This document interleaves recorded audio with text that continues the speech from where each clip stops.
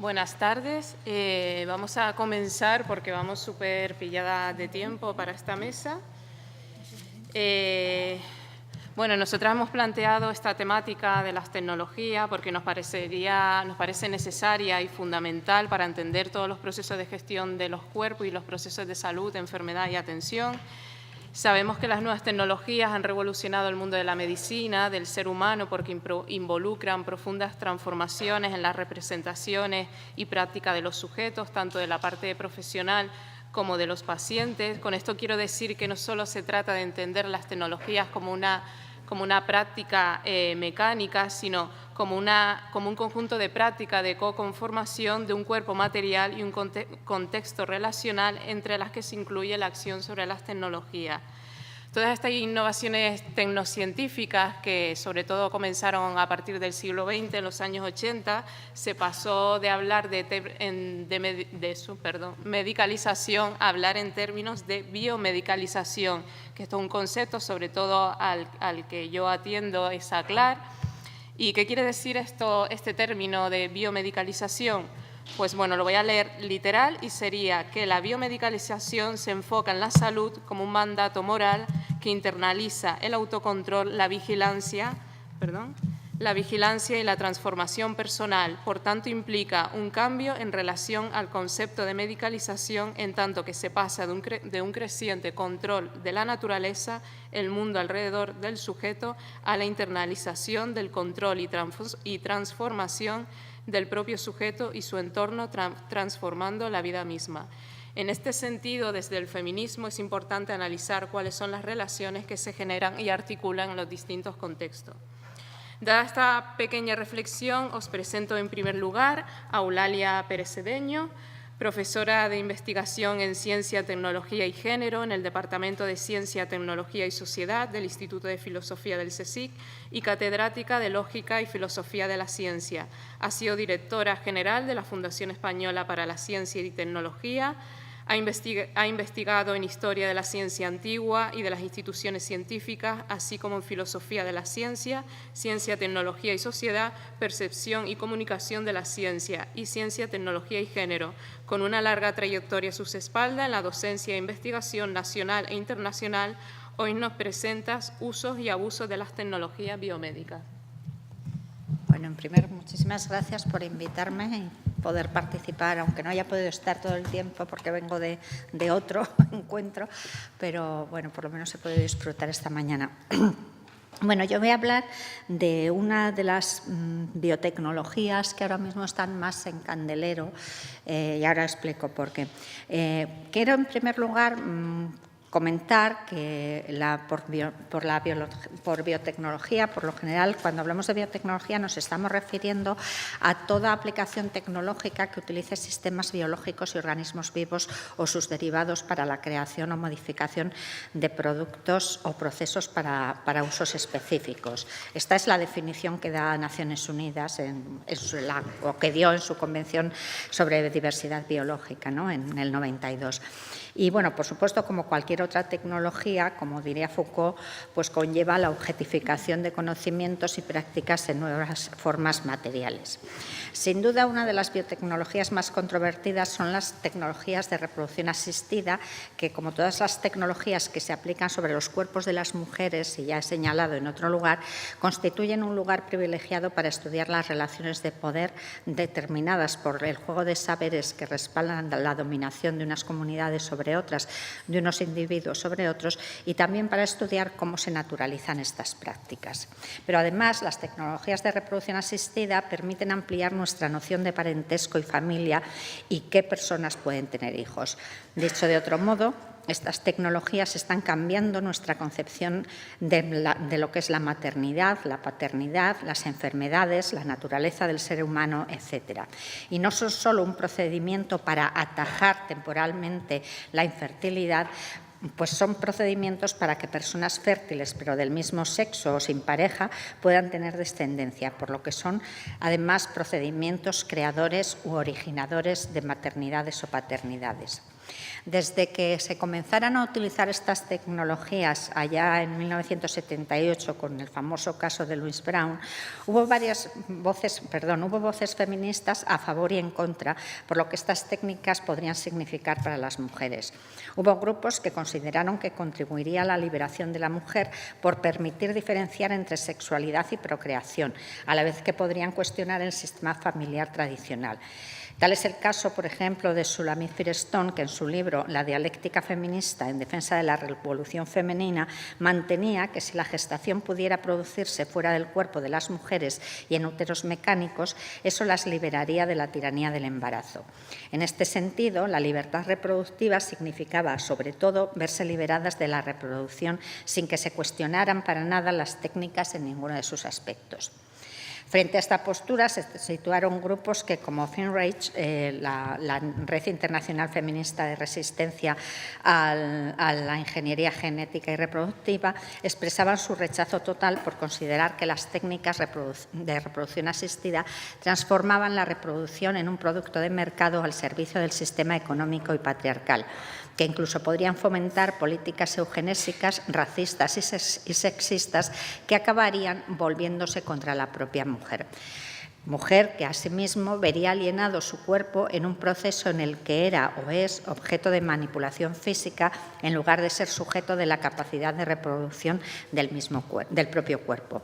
Dicho de otro modo, con esas técnicas el poder reproductor de las mujeres quedaba bajo el control de los hombres, según diversas autoras, y refuerzan el papel tradicional de madres que la sociedad ha asignado a las mujeres.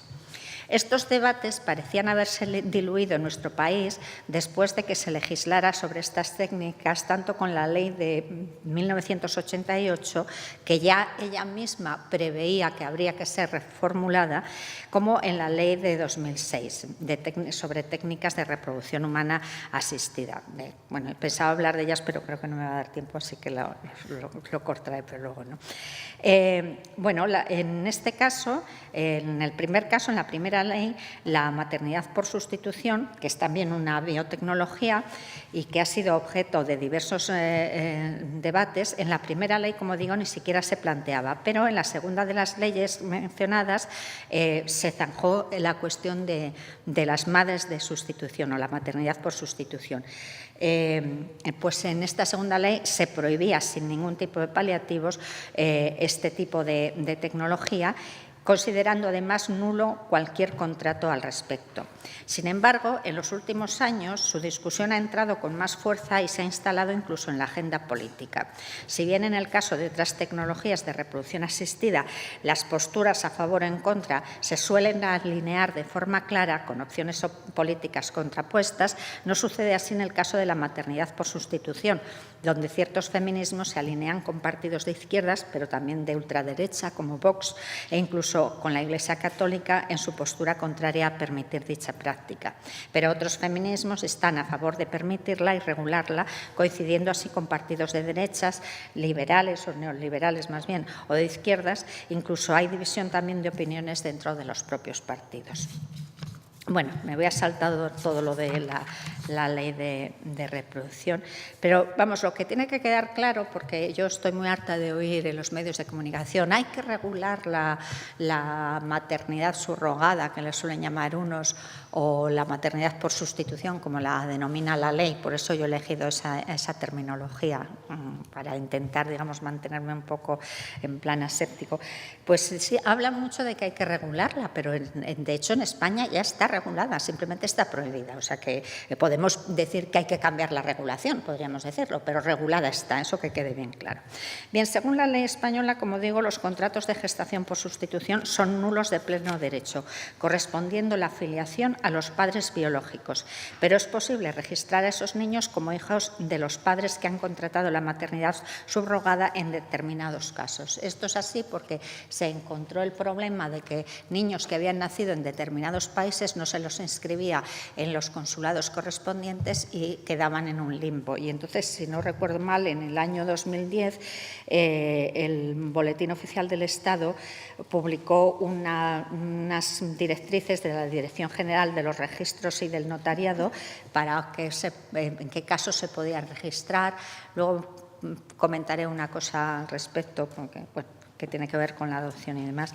Pero ahora, hace poco, ha vuelto a surgir otra vez la cuestión porque había un caso parecido con niños nacidos en Ucrania, ¿no? Bien, en cualquier caso, lo que está claro es que ha surgido toda una serie de empresas globalizadas, porque es verdad que en España está prohibido, pero fuera de España no, y entonces todos conocemos y todas conocemos muchísimos casos de gente que va fuera a conseguir estos niños. Y, bueno, pues esto se ha convertido en un gran negocio. Un niño puede costar, obtener un niño por este procedimiento puede costar entre los 150.000 euros que cuesta en Estados Unidos, que es uno de los países más garantistas con respecto a la posibilidad de inscripción de los niños, a, pues, por ejemplo, en la India o en Tailandia, que está en torno a los 35.000 euros, ¿no? En cualquier caso, también dentro de cada agencia o de cada clínica, el precio varía en función de los servicios que se prestan. Por ejemplo, en una web que, bueno, es de una clínica y agencia que se llama, digo clínica y agencia porque es que ofrecen todos los servicios, no solo los médicos, también ofrecen la inscripción, el asesoramiento, etcétera, etcétera, ¿no? Entonces, pues, por ejemplo, en Biotexcom Center for Human Reproduction, de una ucraniana que tiene su web en español, se ofrece, por un lado, el paquete económico, que cuesta 29.900 euros, que incluye, por ejemplo, número ilimitado de intentos, los exámenes médicos necesarios, medicaciones, consumibles médicos, servicios jurídicos, prueba de ADN, alojamiento de 20 metros cuadrados, alimentación, intérprete y transporte aeropuerto-clínica, etcétera. Y en caso, por ejemplo, de parto prematuro, los padres de intención pagan los gastos extra, y si se produce un aborto involuntario después de la semana 12, tienen que abonar 6.000 euros más. En el caso de que nazcan gemelos, los padres de intención también tienen que pagar 3.000 euros adicionales. Pero esta misma clínica ofrece un paquete VIP, que lo llaman así, yo no me lo invento, que este cuesta 49.900 euros e incluye todo lo anterior, pero además diagnóstico genético preimplantacional, con posibles modificaciones genéticas si fuera necesario, elección de sexo, servicios de pediatría 24 horas, canastilla del recién nacido, alojamiento de entre 100 y 150 metros cuadrados, transporte extra, e incluso les dan un smartphone moderno con número ucraniano para poderse comunicar. Bueno, los informes y reportajes que aparecen en los medios de comunicación dan cuenta de las complejas narrativas que hay alrededor de esta práctica y los debates que ha suscitado recientemente. Desde unas partes y otras se mantiene que es una cuestión de derechos reproductivos y del derecho a decidir de las mujeres, su autonomía, etcétera. Por lo general, estos debates están muy polarizados y se centran en si la globalización del trabajo reproductivo es una explotación de la madre de sustitución y una comercialización de sus cuerpos, y convierte a las mujeres en una fuerza de trabajo marginalizada y vulnerable económica y tecnológicamente. Y por el contrario, se mantiene si es una oportunidad para ellas, y también si hay que entender estas narrativas como un altruismo de género, e incluso algunas hablan de empoderamiento de género. Así pues, se presenta un debate entre si esto es un liberalismo reproductivo o una explotación reproductiva. En India, por ejemplo, ha surgido toda una narrativa a favor de esta tecnología de reproducción asistida por considerarla un nuevo nicho de trabajo para las mujeres que les permite ganar en 9 meses lo que sus maridos ganan entre 4 y 10 años. En un reportaje de la CNN en español de 2013, una mujer que se identificó como Manjula, de 30 años y con un hijo y 2 hijas, contaba que había gestado a un niño por dinero por segunda vez, pues cobraría unos $8.000 por dar a luz ese niño para una pareja canadiense. Ella y su esposo solían ganar menos de $2 al día trabajando en el campo.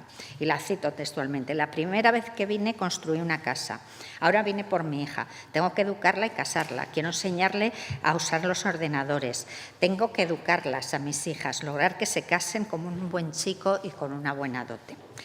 Como ha señalado Shamila Rudrappa, para algunas mujeres este tipo de trabajo es menos explotador que, por ejemplo, trabajar en la industria textil, donde no solo las jornadas de trabajo son largas y extenuantes, sino que además en muchas ocasiones sufren violencia y acoso sexual. En cambio, perdón, iba a decir madres de alquiler, que se me ve el plumero. Entonces, estas madres de sustitución obtienen comida, descanso y cuidados médicos a las que raras veces pueden acceder de otro modo. Podemos pensar que esto es venta o alquiler, como se quiera decir, efectivamente de útero. Pero, ¿qué sucede cuando se hace por razones altruistas? Por ejemplo, Canadá y Portugal tienen una legislación que permite este tipo de tecnología siempre que sea por motivos altruistas, ¿no? He de decir que la legislación en Portugal se aprobó hace ya más de un año y no se ha dado ningún caso de donación por motivos altruistas, ¿no? Al menos hasta la fecha. Entonces, ¿qué pasa cuando se hace por razones altruistas, si es que se puede hacer por razones altruistas? La propuesta y el debate sobre el altruismo yo creo que se da en términos por lo menos ingenuos. Cuando se habla de dar una compensación económica, como contempla la ley canadiense, por ejemplo, por las horas de trabajo perdidas, las molestias, etcétera, etcétera, el altruismo desaparece, como sucede en el caso de la donación de óvulos también. No existe, además, un control sanitario público, como sucede con la donación de órganos in vivo, ni el derecho a retractarse, como sucede en el caso de las donaciones de órganos in vivo. Lo cual me lleva a hacerme una pregunta. ¿Por qué óvulos, espermatozoides y embriones no están en el Sistema Nacional de Trasplantes? ¿Por qué son las únicas partes de nuestros cuerpos que no están controlados públicamente, ¿no? Bien, pero la maternidad de sustitución, como digo, también ha recibido muchas críticas. Una de las principales es que los cuerpos de las mujeres se mercantilizan al contratar sus úteros. Esto es, que el contrato de sustitución reduce el trabajo reproductivo de las mujeres a un bien de consumo.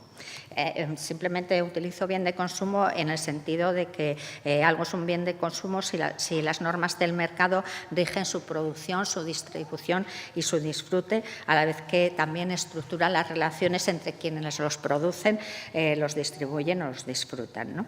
Con respecto a las madres de sustitución, una de las cosas que hay que tener en cuenta y que se puede apreciar por los diferentes precios que alcanzan estas técnicas en los diferentes países es que el valor del útero varía no solo dependiendo del país, sino también dependiendo de la clase e incluso del nivel educativo de las futuras madres de sustitución.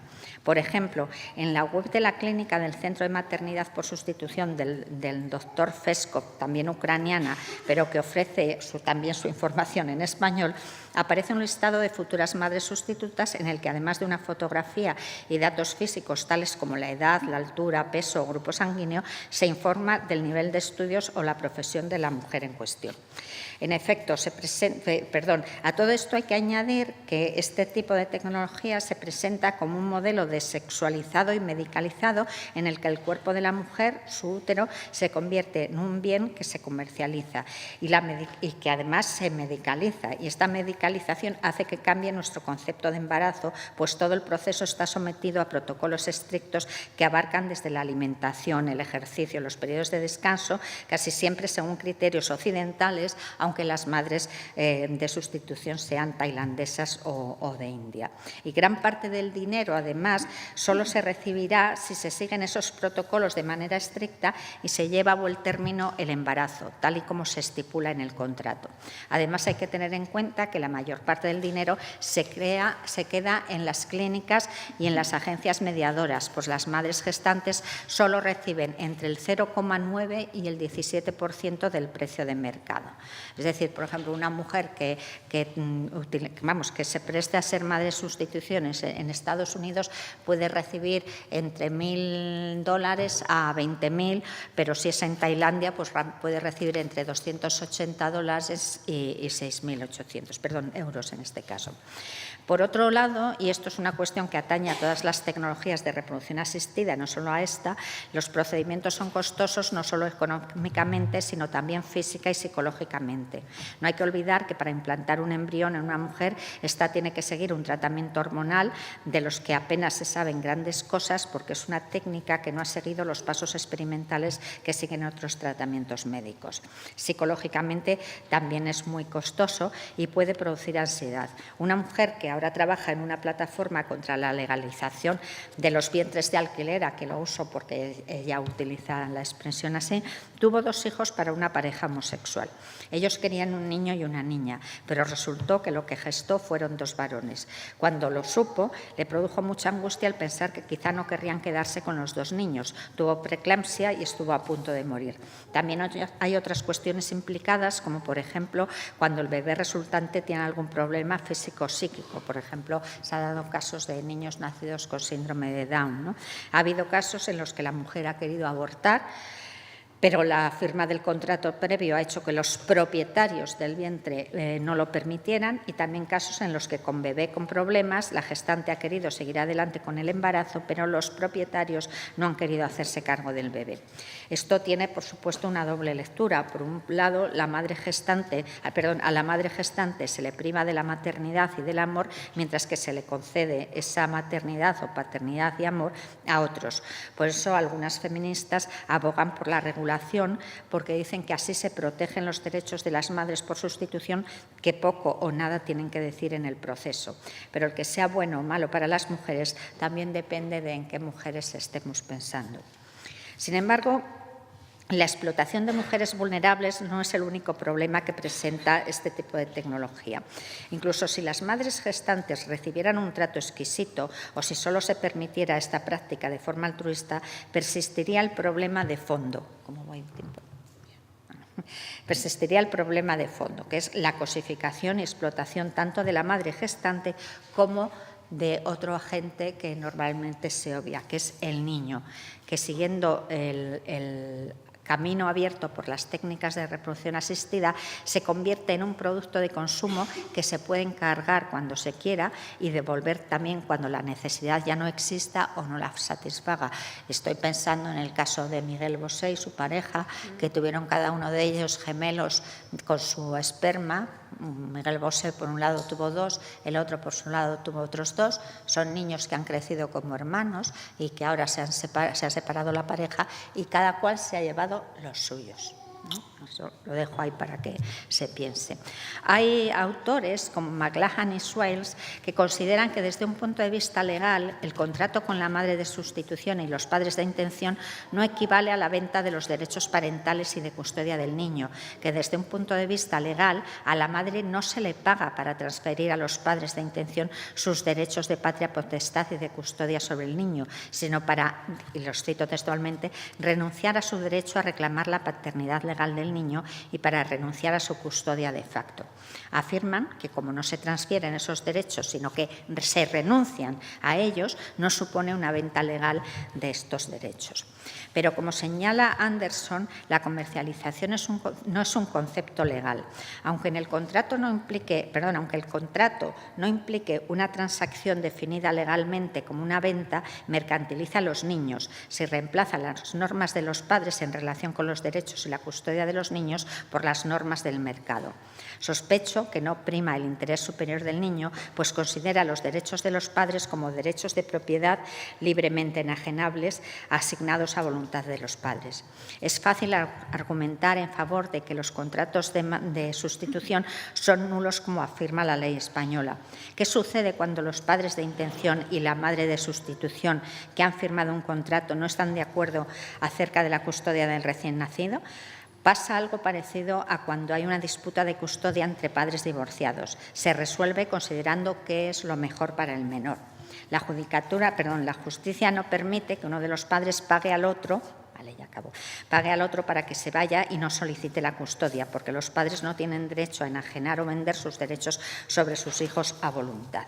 Si, por el contrario, consideráramos de pleno derecho estos contratos, eso equivaldría a que el tribunal negara a la madre el derecho a presentar una reclamación si pensara que la custodia del menor, una reclamación por la custodia del menor si considerara que estaría mejor bajo su custodia, porque el otro progenitor adquirió el derecho por contrato de mantenerla fuera de cualquier disputa de custodia. Bien, ya estoy acabando. Una de las cosas también por las que se aboga en estas tecnologías es que se habla del derecho de las personas a satisfacer sus deseos. No me voy a meter aquí en el debate deseos versus derechos porque nos llevaría mucho, pero sí que querría contar un par de cosas. Podría pensarse que igual que una mujer tiene derecho a aumentar el tamaño de sus senos si así lo desea, también una mujer o un hombre que no puede o no quiere gestar un hijo tiene derecho a satisfacer su deseo y no hacerlo limitaría su autonomía. Pero en medicina a veces es necesario limitar la autonomía del paciente, por ejemplo, en el caso de enfermedades contagiosas, cuando se puede obligar a la población a tratarse. Esa consideración ha llevado a que algunos países como Francia obliguen a ciertas vacunaciones, no así en España, donde no es obligatorio. Ahora bien, esa limitación de la autonomía debe estar justificada, ser proporcional y racional. Como señala María Luisa Balaguer, las limitaciones que el Estado puede imponer a sus ciudadanos dependerá del concepto de Estado que se maneje. Mínimo, liberal, abstencionista respecto a las actuaciones y necesidades de las personas que lo conforman, o de un Estado social, redistributivo y atento a los grupos de individuos en tanto que representativos de intereses sociales. En el primer caso, las limitaciones a la autonomía individual serán mínimas. En el segundo, habrá que tener en cuenta que la actuación de un individuo incide en el grupo al que pertenece. Además, no debemos confundir ni equiparar la autonomía del o la paciente con la soberanía del consumidor. Si bien el consumidor o consumidora accede a los bienes de consumo según sus deseos y capital, los y las pacientes no tienen derecho a recibir cualquier tratamiento que pidan y puedan pagar. Una persona puede querer un tratamiento determinado y poder pagarlo, pero si el médico no lo considera adecuado, no se le da. ¿En qué medida la gestación por sustitución está orientada y depende de la demanda del paciente consumidor, puede ser indicativo del carácter ético o no? Bien, y ya acabo para entender la biotecnología debemos contextualizarla situándola dentro de un contexto político, económico, cultural y nacional, aunque esto último sea problemático debido al carácter transnacional y global que ha adquirido. Además, a pesar de las esperanzas liberadoras de curar enfermedades congénitas, etcétera, etcétera, la biotecnología es cada vez más empresarial, está más comercializada y es más privada. Pero esto no debe conducirnos a posturas anticientíficas o tecnofóbicas, sino a examinar esas prácticas o disciplinas que tienen la capacidad de dañar a los grupos vulnerables o marginalizados, así como las que tienen la capacidad de beneficiar a los grupos poderosos, en especial si estos últimos beneficios se extraen de los grupos vulnerables. Por eso es importante la regulación pública de la actividad científica y de sus productos, de modo que se puedan utilizar libremente. A la vez, es fundamental garantizar la autonomía de las personas y la soberanía del patrimonio genético de los países, lo que significa ser contrario a la concesión de patentes para la vida por las implicaciones éticas, sociales, económicas y políticas que ellas conllevan. Como he señalado en otra parte, para ya terminar, la ciencia y la tecnología pueden ser poderosos aliados en la lucha por la igualdad de las mujeres y la defensa de sus derechos, pues pueden mostrar los prejuicios de la sociedad contra las mujeres por el mero hecho de serlo y justificar que se eliminen y se sustituyan por una perspectiva más adecuada. Pero la biotecnología también puede ayudar a perpetuar las inferiores oportunidades de empleo y educativas de las mujeres, así como su posición subordinada en las instituciones de la familia, en las gubernamentales y en otras instituciones sociales, a la vez que medicaliza, comercializa e instrumentaliza sus cuerpos. Creo que el análisis crítico desde el feminismo puede alertar y ayudar a minimizar los daños. Gracias. Muchas gracias, Dalia.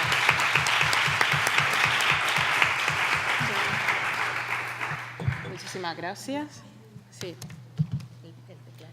Vamos a dar paso, os voy a presentar a Nuria Romo Avilés, profesora titular de Antropología de la Universidad de Granada, investigadora del Grupo de Investigación Estudios de la Mujer, Grupos Consolidado Interdisciplinar de Estudio de la Mujer y de Género del Plan Andaluz de investigación. Sus principales líneas de investigación son género, salud y drogodependencias, prevención de uso abusivo de drogas, medicalización, malestar y género, investigación cualitativa y etnográfica de los usos de drogas, investigación feminista y estudios de las mujeres. Con una amplia trayectoria docente e investigadora, hoy nos presenta Etnografiando violencias, tecnología y alcohol en la cultura de la intoxicación, parte de los resultados del proyecto actualmente en vigor, Violencia de Género e Interpersonal en los contextos recreativos de ocio adolescente. ¿Te lo pongo? Por favor.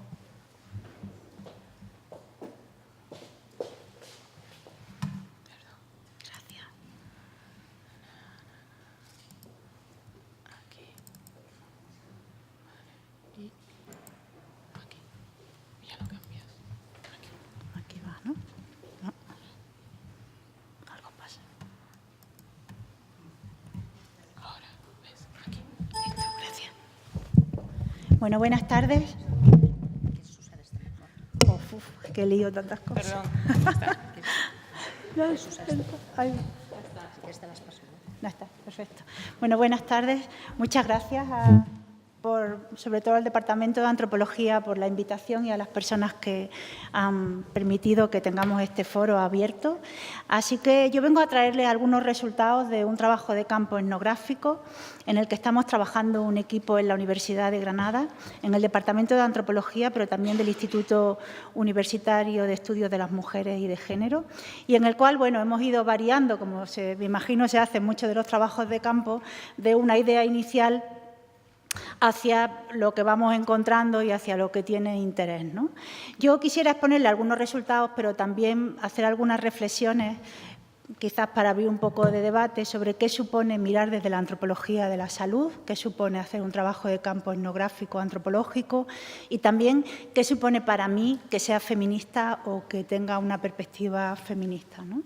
Así que, bueno, yo vengo de trabajar en drogodependencias y en drogodependencias partimos de un entorno extremadamente masculinizado en el que las mujeres han sido poco visibles por muchas cosas, ¿no? Se ha visibilizado poco qué tipo de sustancias consumían, qué problemáticas tenían, qué tipo de tratamiento necesitaban y era un ámbito en el que la mayoría o gran parte del discurso público circulaba acerca de lo que le ocurría a los varones heterosexuales de clase media o de clase media baja con ciertos problemas que tenían una drogodependencia, ¿no? Por supuesto, las profesiones más representadas en este sector tienen que ver con la médica, porque representan el discurso médico que trata la drogodependencia como una enfermedad, y toda la parte de la psicología y la psiquiatría, pues que igualmente partían de un modelo de drogodependencia como problema de salud que requería una respuesta, ¿no?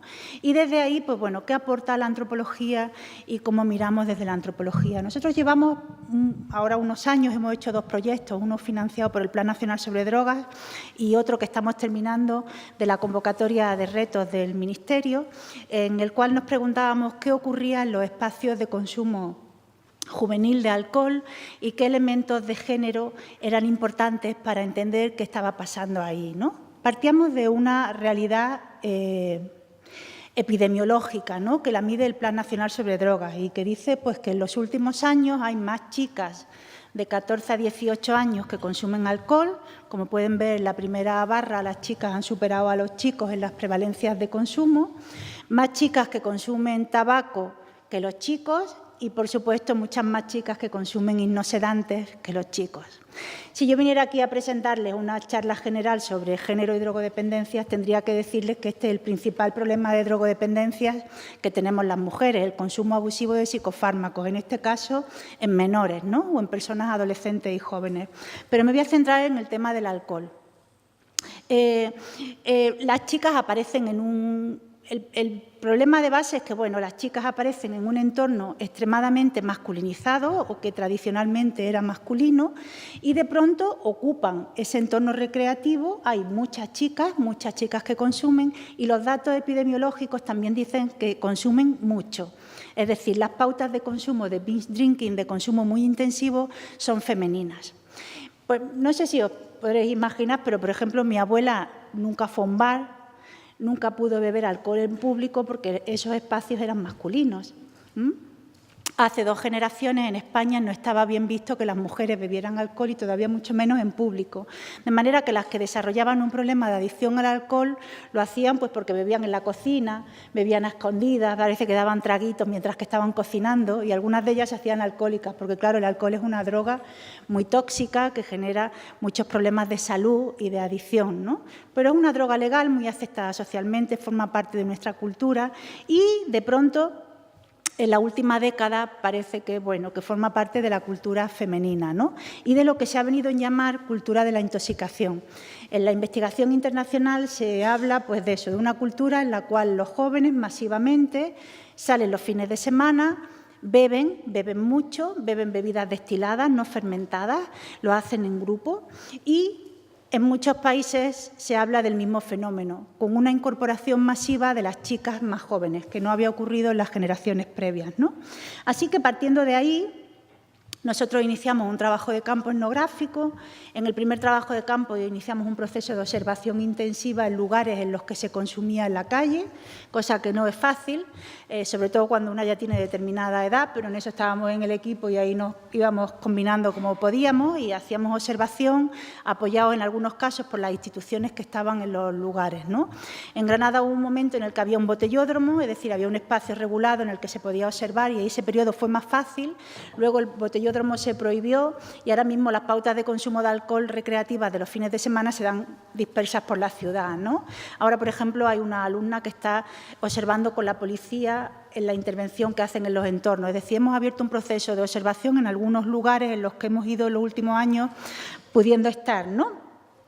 Y entrevistas en profundidad. En el primer caso fue una muestra más amplia, en este caso es una muestra más pequeña y siempre con el mismo procedimiento. Tratamos de contactar con las personas que en los institutos llevan la coordinación de estudios o tienen algún cargo educativo. Presentamos el proyecto, presentamos la problemática que ellos ya conocen de sobra y les pedimos acceso para poder entrevistar y contactar con alumnos y alumnas en los horarios en los que nos indican, ¿no? Y normalmente hemos hecho las entrevistas en los entornos educativos.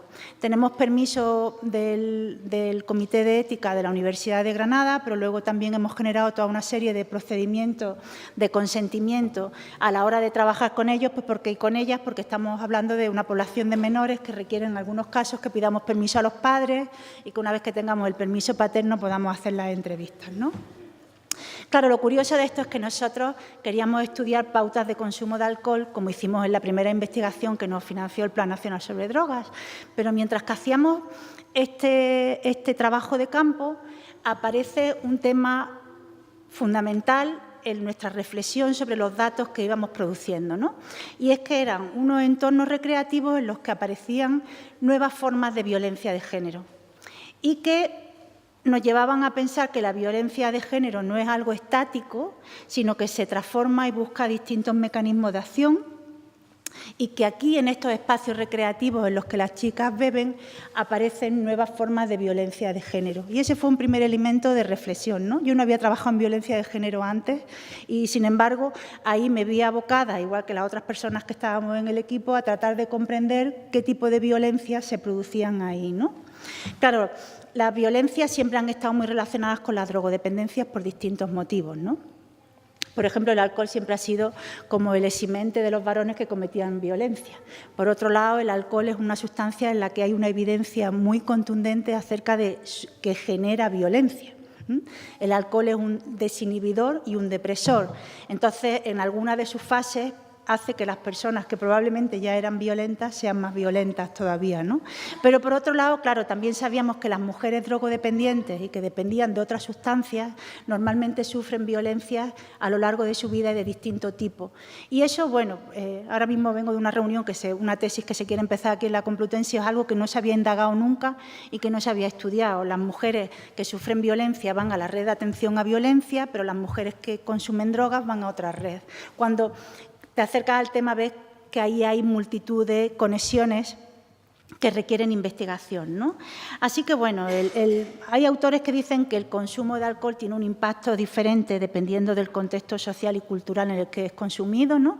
Este es un contexto recreativo en el que la gente va a pasárselo bien y en el que el alcohol está lleno de significados positivos, de ocio, de buen rollo, de pasárselo bien, de compartir con los amigos, ¿no? Y sin embargo, sabemos que hay una relación entre el consumo de alcohol y la violencia y también sabemos que en las parejas adolescentes los estudios que se vienen haciendo empiezan a decir que en las parejas en las que se bebe la situación de violencia se agrava o se inicia. Y, por ejemplo, también sabemos que la gente que aparece en los servicios de urgencia por intoxicación etílica en muchos casos tiene relación con conductas violentas. Así que, bueno, nos aparece el tema de la violencia de género y el tema de mirar la presión haciendo trabajo de campo e investigando las pautas de consumo de alcohol, investigar sobre la violencia, pero luego nos aparece el tema de la tecnología. Y ahí, pues bueno, pues lo que empezamos a ver es que, claro, los jóvenes con los que nosotros hacemos etnografía y los adolescentes con los que hacemos etnografía tienen una identidad totalmente diferente a la de las generaciones previas. Y esa identidad se basa fundamentalmente en el uso de las redes sociales de manera muy continua, en el acceso a la tecnología, que ha cambiado las formas de comunicación y también las formas de construcción de la identidad. Son pequeños cyborgs, ¿no?, que llevan un teléfono en la mano y que continuamente les permite mostrarse y mostrar a los demás de manera continua en los espacios de ocio. Y eso tampoco era común hace muy pocos años, sino que es algo muy novedoso y que nos ha impactado a nosotros en el proceso de trabajo de campo, ¿no? Pero también, claro, es una oportunidad sin precedentes para que los propios adolescentes y las propias adolescentes pues interactúen pues en un texto incorpóreo, revelando las características de identidad que quieren y presentando una personalidad que en muchos casos puede o no corresponder con lo que ellos y ellas en realidad son, ¿no? Y aquí se empieza a observar en la literatura internacional algo que nosotros también empezamos a ver en el trabajo de campo, que es la reformulación de la violencia de género en los contextos adolescentes. Y aparece algo que en la literatura psicológica está llamando sexting, que puede ser intencionado o no intencionado, y que consiste en una práctica de compartir textos, fotos, vídeos a través de Internet y de las redes sociales, pues utilizando sobre todo el teléfono móvil. Y, por supuesto, aquí aparece una combinación única de tecnología, interacción sexual, que crece en popularidad y que, al fin de cuentas, deberíamos de visibilizar como nuevas formas de violencia de género, ¿no? O como nuevas caras que la violencia de género está adquiriendo en poblaciones jóvenes que rompen esa idea de que la violencia de género se da en una familia, que tiene hijos, que supone una violencia física, y aparecen nuevas formas de violencia que tienen que ver con esto, ¿no? Con fotografías compartidas del consumo de alcohol, por ejemplo, que se convierten en un medio de actividades o de narrar actividades, pero también de participar en una vida social y de establecer pues, consumos grupales, ¿no? Y en estos contenidos puede haber desnudos, puede haber contenido sexual explícito o no, y, por ejemplo, puede haber fotografías que siguen la estructura de los selfies y que implican a una persona sola o que implican a un grupo. En el trabajo de campo y en los datos que nosotros ahora mismo tenemos y que hemos empezado a publicar y que estamos reformulando y también repensando, ¿no? Pues yo creo que, bueno, una de las características de la antropología médica, cuando nosotros nos acercamos a estos temas, tenemos herramientas poderosísimas para contribuir a las otras visiones, en este caso la médica, la psiquiátrica, la psicológica, ¿no? Describir el contexto y hacerlo de manera densa, tener datos sobre qué hay en el contexto, pero también apropiarnos de las narrativas y visibilizarlas, ¿no? Qué ocurre en ese contexto y qué es lo que está ocurriendo. Y desde ahí poder llamar la atención sobre nuevas realidades, sobre nuevas situaciones que requieren intervención social o no, o que por lo menos requieren cierta sensibilización social cuando se trabaja desde lo público, ¿no? Así que, ¿qué vemos? Bueno, pues primero en nuestro trabajo de campo aparece pues, una vulnerabilidad extrema de las chicas en estos contextos. Creo que ha habido algún debate ya, pero bueno, la violencia de género se ejerce fundamentalmente contra las mujeres por el hecho de ser mujeres. Esa es la definición de las organizaciones internacionales, de nuestra ley por la violencia de género, pero es contundente en todos los datos que hay a nivel internacional. Yo animo a que veáis el Instituto Europeo por la Igualdad de Género, el sistema de indicadores cuantitativos, y es el indicador de desigualdad mayor que hay de cara a las desigualdades de género y tiene que ver con la violencia ejercida contra las mujeres por el hecho de ser mujeres, ¿no? ¿Qué muestra la antropología médica? Pues muestra el contexto, muestra una perspectiva, pero claro, si es feminista se centra en las desigualdades. El feminismo, mirar desde el feminismo no es ir al trabajo de campo y describir solo, sino es describir y ver dónde están las desigualdades para poderlas revertir y para poderlas cambiar, ¿no? Y claro, aquí se da una desigualdad, las chicas son mucho más vulnerables y a pesar de que nosotros no tenemos datos cuantitativos porque no podemos cuantificar, sí que en nuestros discursos la mayoría de las situaciones que tienen que ver con violencia son ejercidas contra las chicas. Primero, por el espacio. ¿Qué espacio tengo? La proximidad. Y escuchar, dice, otros te insisten, pero cuando ya están bebidos no hay forma de que se vayan. Si cuando yo estoy sola de noche, por ejemplo, si he ido alguna vez sola y de repente se ponen a gritarme por detrás los típicos tíos y yo intento pasar de ellos y luego vienen y se ponen al lado a hablarme y los ves que van colocados perdidos. Es más difícil intentar que entren en razón, que aún así ya de por sí no lo hacen y te siguen insistiendo, pero que si ya van bebidos es mucho más difícil. Los espacios de consumo donde hay alcohol son espacios de vulnerabilidad porque las chicas no pueden mantener su espacio y tienen más presión de cara a lo que viven a lo largo de la noche y a cómo los chicos van presionando, ¿no? Yo recuerdo una de las chicas que hemos entrevistado que cuenta el caso de una noche que estaba de fiesta y aparecen unos chicos pues, que la persiguen y la miran. Entonces no hay contacto físico, se supone que no hay violencia física, que no hay nada, pero para mí hay violencia de género, porque en el fondo es una presión continua para no ejercer tu libertad en el espacio recreativo, ¿no? Eso le ha pasado a amigas mías, de ir borracha, de que las graben y luego decir, pero vamos a ver, ¿cuándo he dicho yo esto? ¿O cuándo ha pasado esto? Pues los amigos que a lo mejor van y las graban, o los graban y los suben y luego dice el muchacho, pero ¿qué necesidad tengo yo de que me vea, por ejemplo, todo Instagram o todo Facebook borracho? Si me veis vosotros, que sois mis amigos, pues bueno, pero no me tiene que ver todo el mundo. Eso me ha pasado en la pandilla, que le ha pasado a amigos míos y cada uno sabe las consecuencias que puede tener eso, porque un niño puede coger y si quiere, como es menor, puede denunciar a otro y decir es que has puesto esta imagen mía. Hay una vulnerabilidad tremenda en estos foros acerca de la imagen y ahora os explicaré cómo estamos empezando otro trabajo de campo de una tesis doctoral y las propias dificultades del trabajo de campo muestran la dificultad de los propios adolescentes para controlar la difusión de imágenes y las imágenes públicas.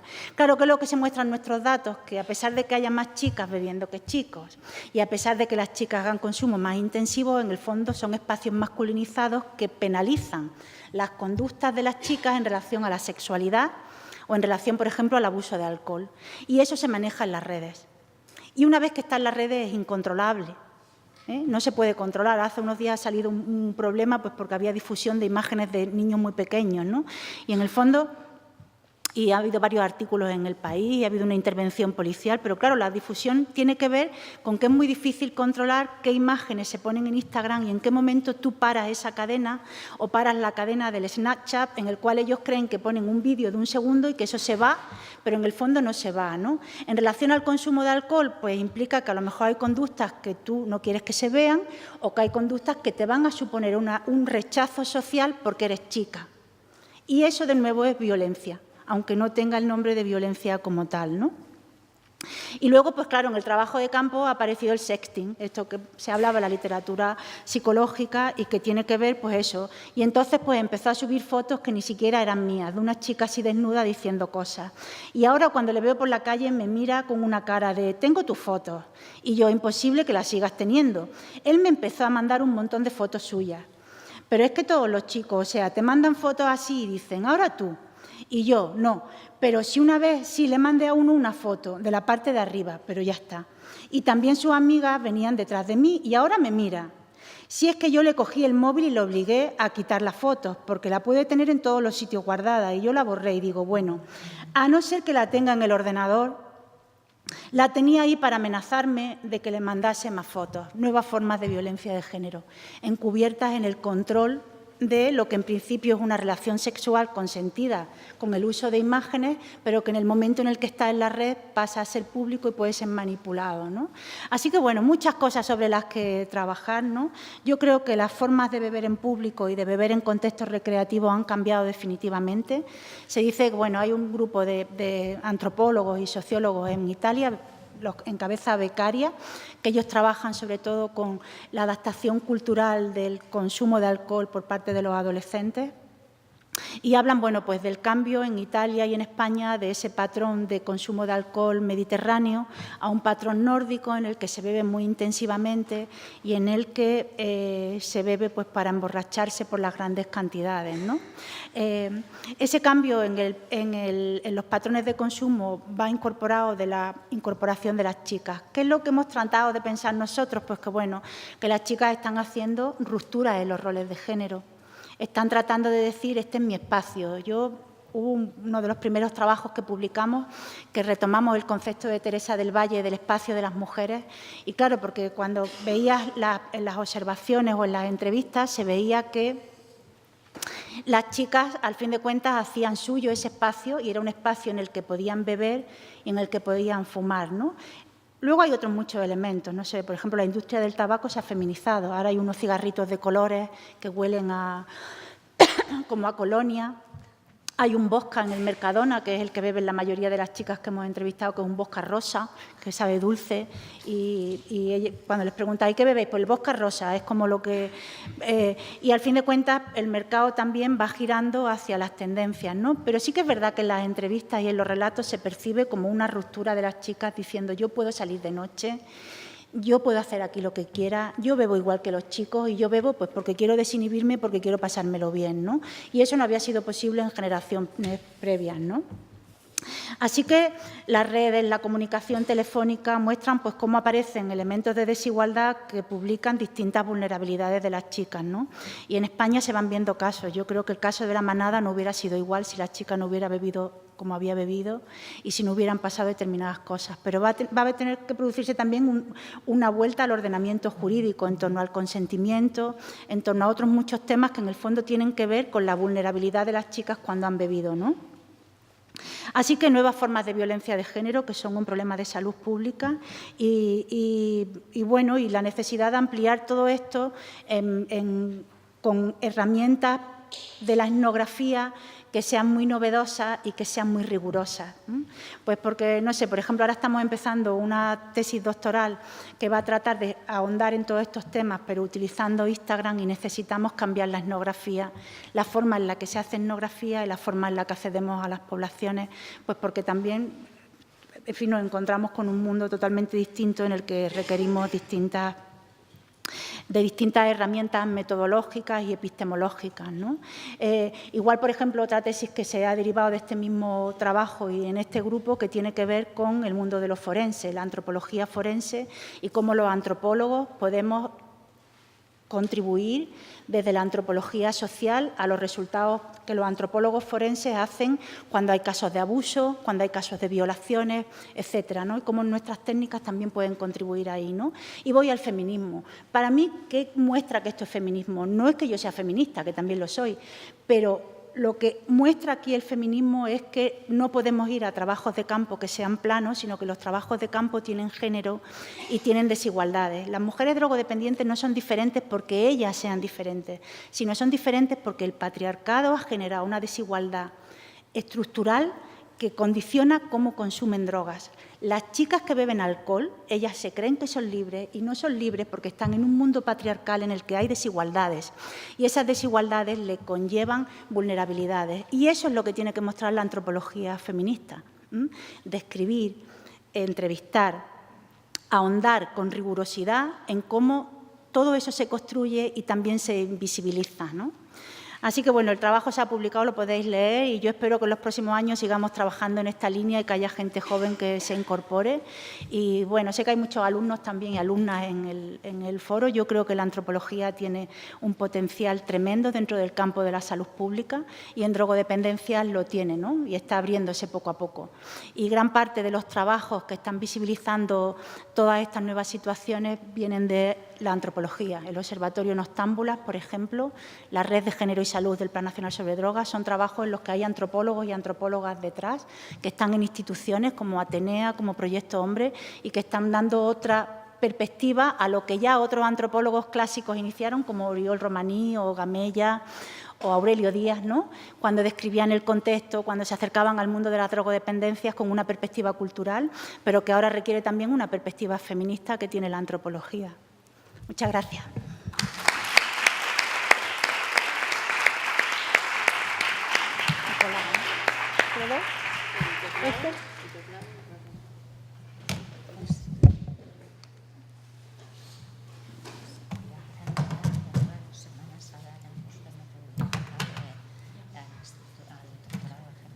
Bueno, muchas gracias, Nuria.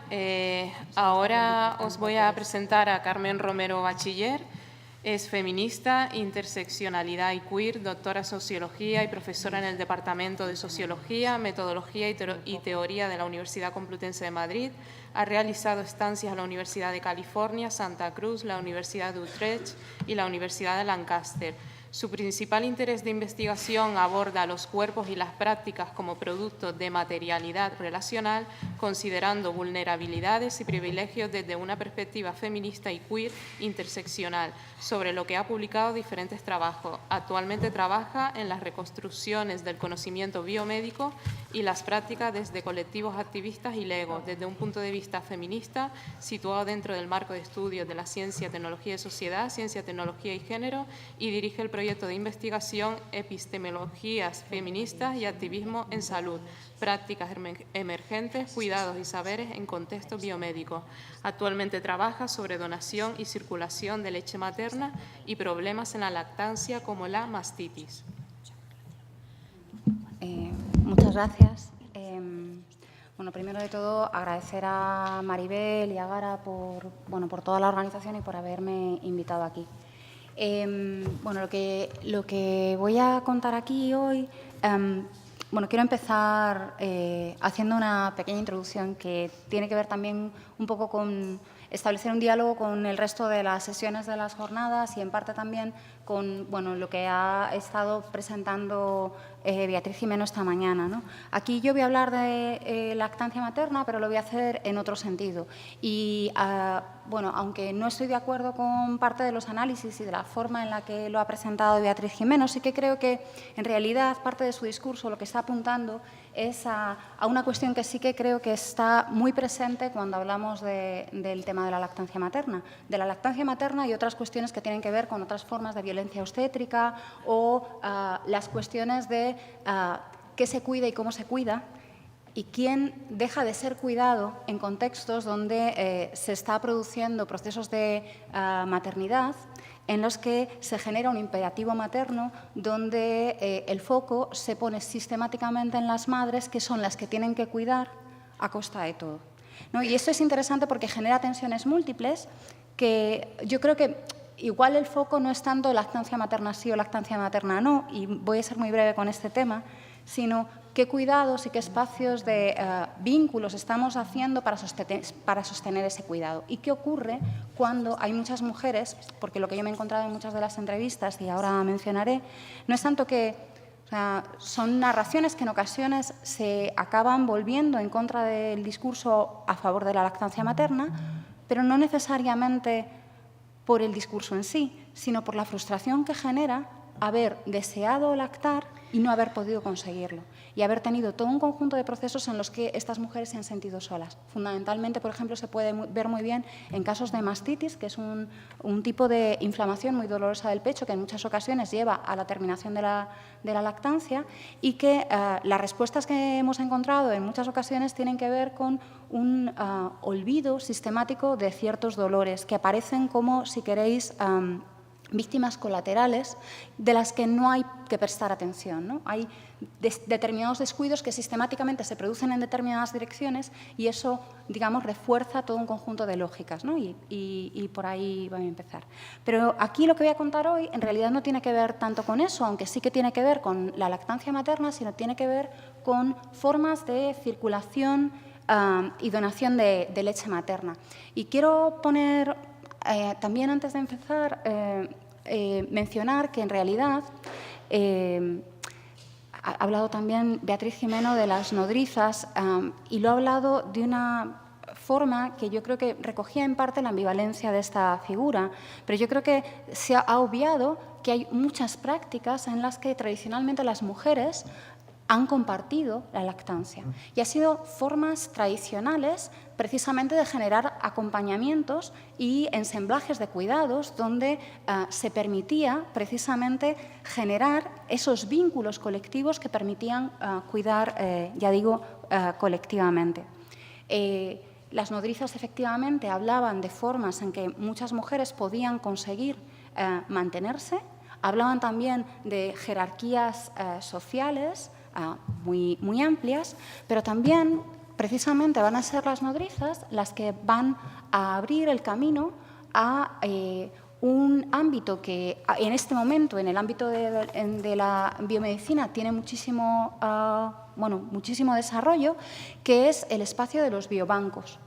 De hecho, el primer banco de tejidos es el banco de leche materna del Hospital de Viena, que se produce en 1909.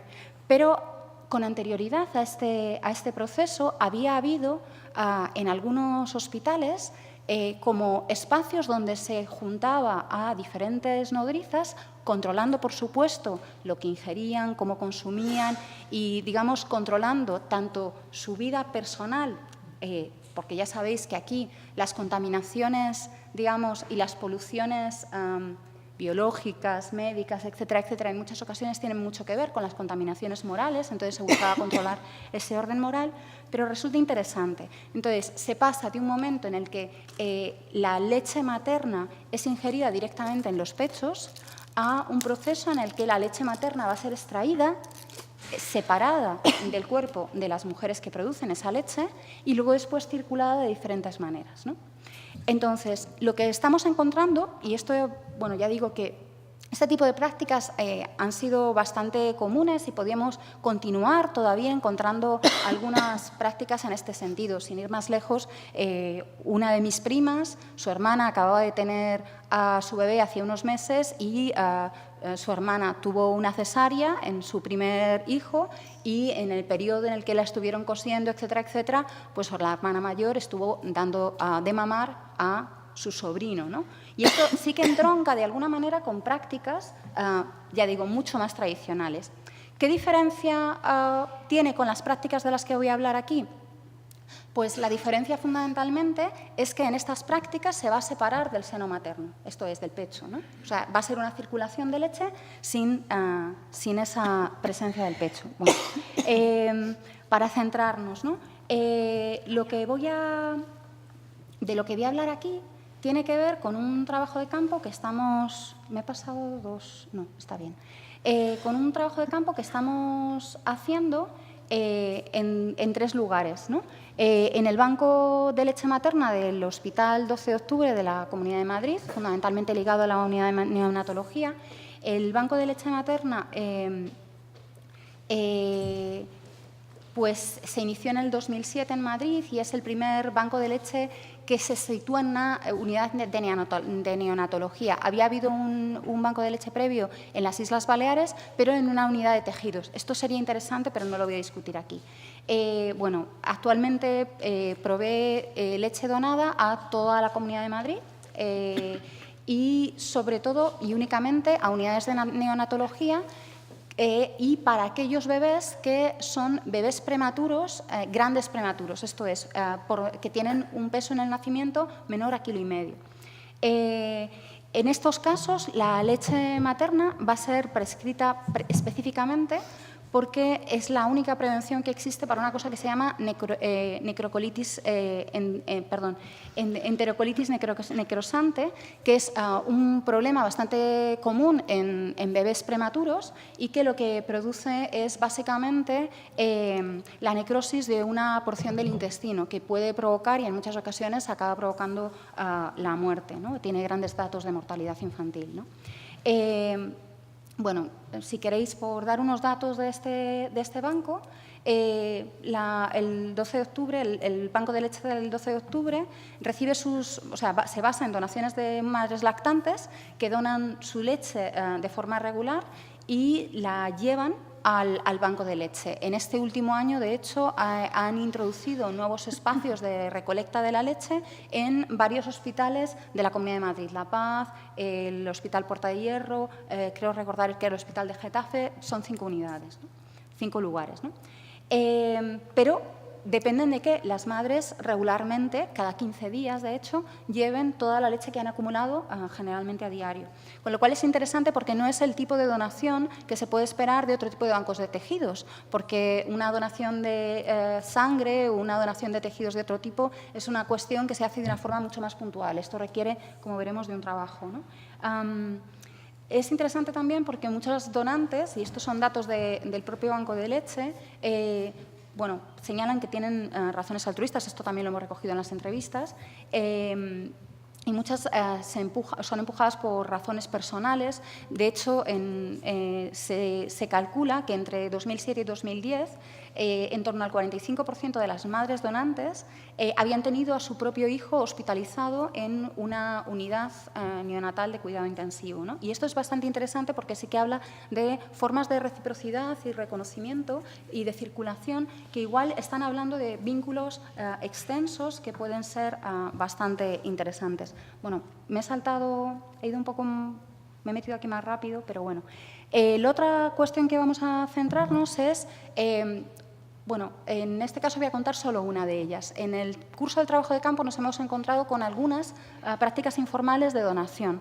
Prácticas informales de donación quiere decir que, al contrario que, como veremos en el caso del banco de leche materna, esta donación de leche se produce sin que se produzca una pasteurización de esa leche y sin que se produzca el control del banco, ¿no?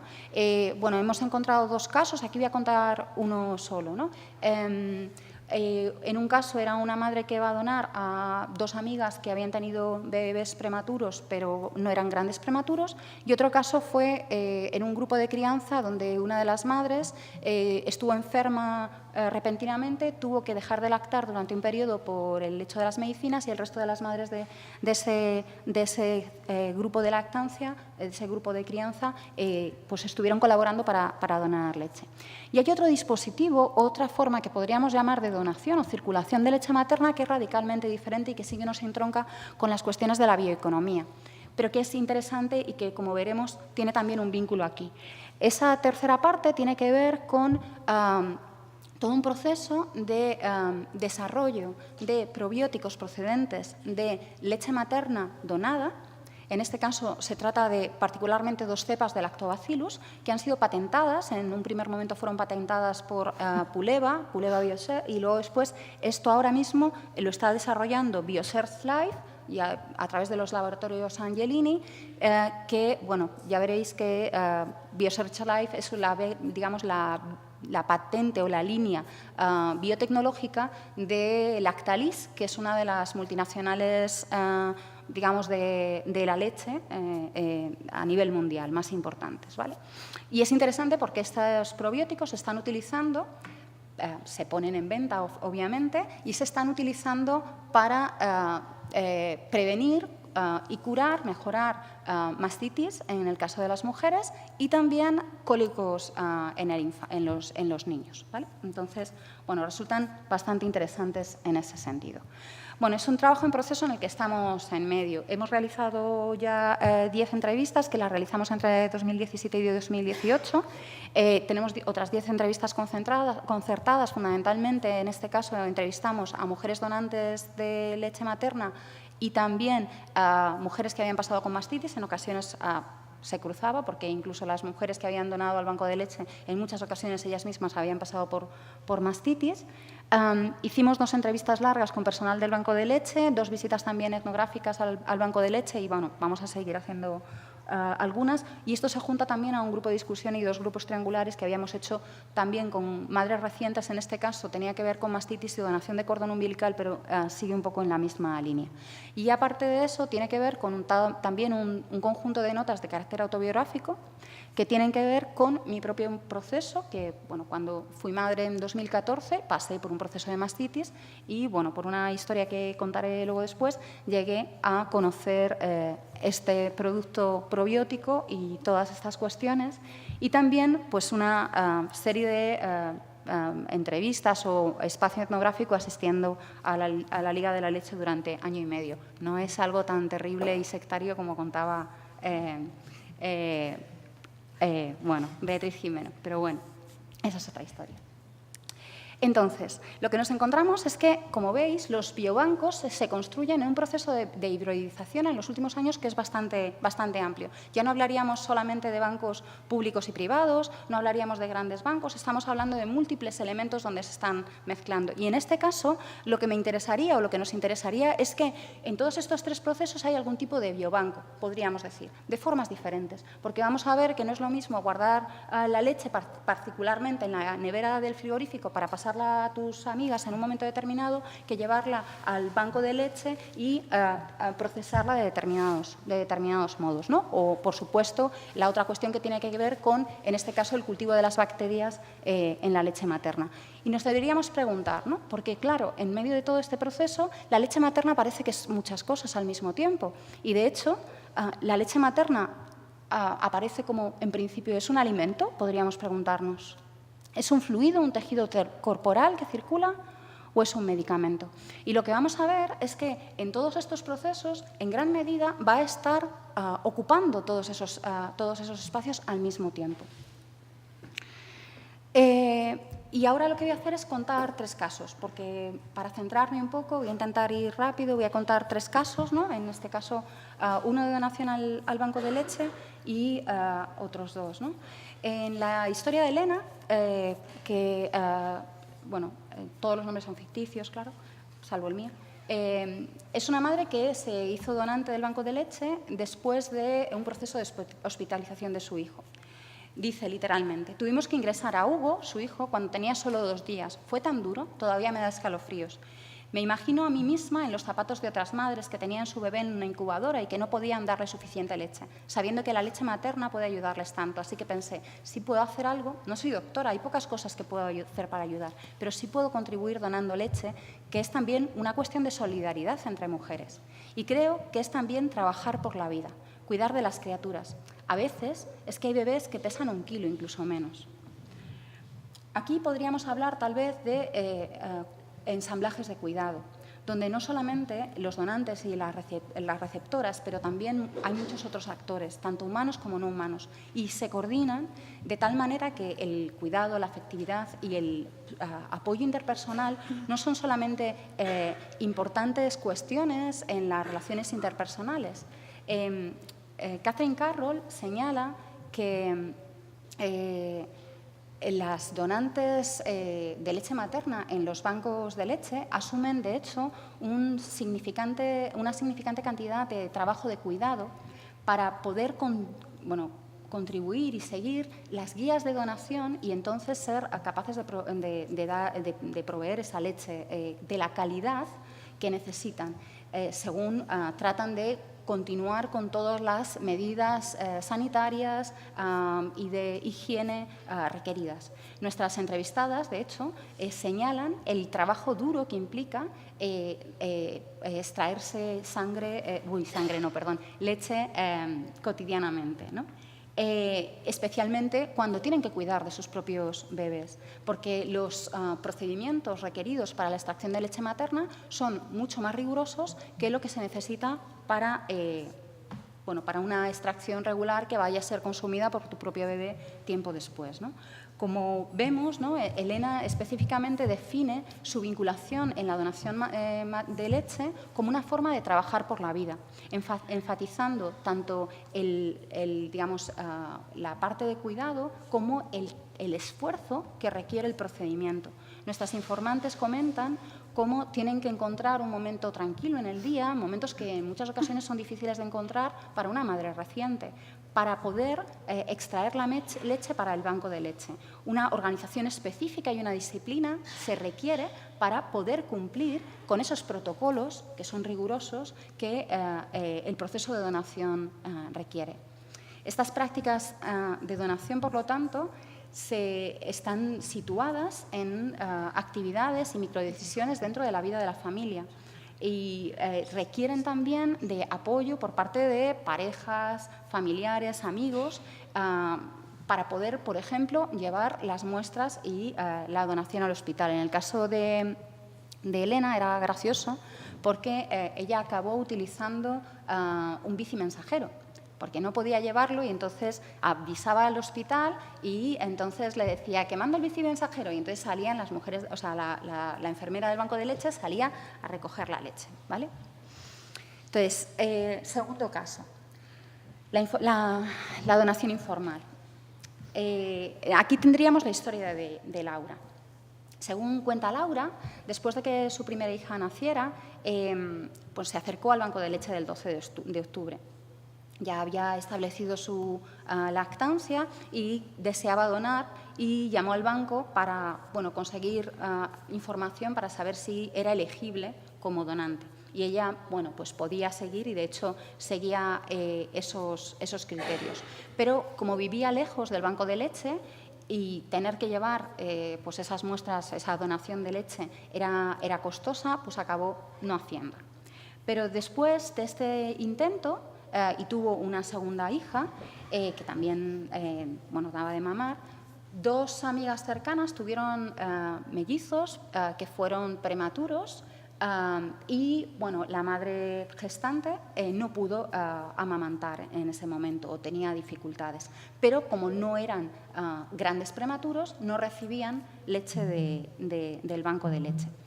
Y en ese sentido, y convencida de las ventajas de la lactancia y queriendo hacer, también las madres queriendo alimentar a sus bebés prematuros con leche materna en vez de con fórmula, llegaron a un acuerdo informal con su amiga que altruísticamente les donaría parte de esa leche, extrayéndola y recolectándola ella misma. Esto lo hizo durante un periodo en el que estuvieron en el hospital, que no era el 12 de octubre, sino otro y era público también, y durante unos 3 meses más. Esta es una práctica de lo que se llamaría compartir leche materna entre pares, ¿no? No tuvo lugar sin el conocimiento del personal del hospital. De hecho, recibieron les dieron biberones, botellas para guardar la leche, como información sobre criterios de seguridad, etcétera, etcétera. Abro paréntesis, cuando comentamos algo de esto con las que llevan el banco de leche en el 12 de octubre, se preocuparon, por decirlo de alguna manera suave, bastante. Pero bueno, esta es otra historia. Entonces, ya digo, esto ocurrió durante unos meses. El tercer caso que hemos visto, se me ha movido todo, vaya, tiene que ver con ese caso más autoetnográfico. Durante una mastitis aguda que ocurrió en febrero de 2014, la matrona del centro de salud de mi barrio, cuando fui a visitarla, también dio alguna información sobre colocaciones, etcétera, etcétera, pero me pasó una hojita de papel con un correo y un nombre, Juan Miguel Rodríguez, y me dijo, escríbele, y es el veterinario de la mastitis. Esta información, claro, me pareció me llenó de curiosidad y también me parecía bastante fascinante.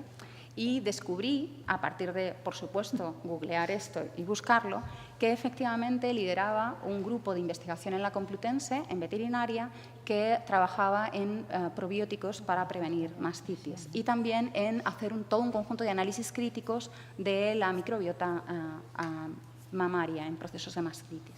Entonces, a partir de ahí, acudí a Provisearch SL, que era un spin-off que había salido del grupo de investigación donde realizaban en ese momento los análisis de la leche y analicé esa leche. Vale, voy fatal. Bueno, en ese momento ya no proveían, como me había dicho la matrona, y daban los probióticos de forma libre a las personas porque justamente esto fue en febrero, en enero se había empezado a comercializar de forma, bueno, en las farmacias. Entonces, pues empecé a tener que adquirir esas 28 píldoras que se comercializan como suplemento alimentario en torno a los 30 euros. Pero bueno, voy a ir muy rápido y me voy a saltar. En este caso, bueno, analizábamos el tema de la leche materna como bioobjeto, ¿no? Y cómo se producían esos procesos de estandarización y bioobjetivación, ¿no? En este caso, todos esos procesos de bioobjetivación en el proceso de la leche materna tienen que ver con operaciones de distinción, clasificación y purificación. Y hay muchas instancias en las que se produce lo que llamaríamos un proceso de trabajo de frontera, ¿no? Que va a ocurrir tanto a un nivel retórico, los discursos, las metáforas que se utilizan, y también a un nivel material, en la forma que la materia, en este caso la leche materna, va a ser directamente manipulada, ¿no? Y esto, bueno, todo ello tiene genera órdenes sociotecnológicos particulares, ¿no? Por un lado, lo que vamos a ver es que en todos los casos se intenta prevenir la contaminación en todos los discursos y prácticas que van a involucrar esta donación de leche materna, tanto informal como informal, e incluso en la producción o los análisis de la microbiota humana o bien la producción de probióticos. Pero qué va a significar en cada caso es un poco diferente, ¿no?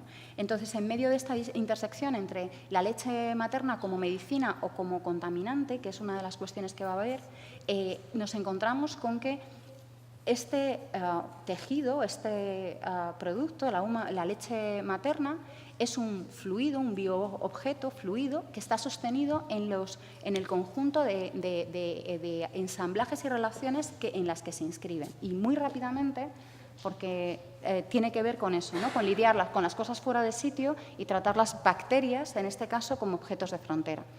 Y aquí lo que nos vamos a encontrar es que en el banco de leche lo que se va a hacer es esa exquisita higiene, ¿no?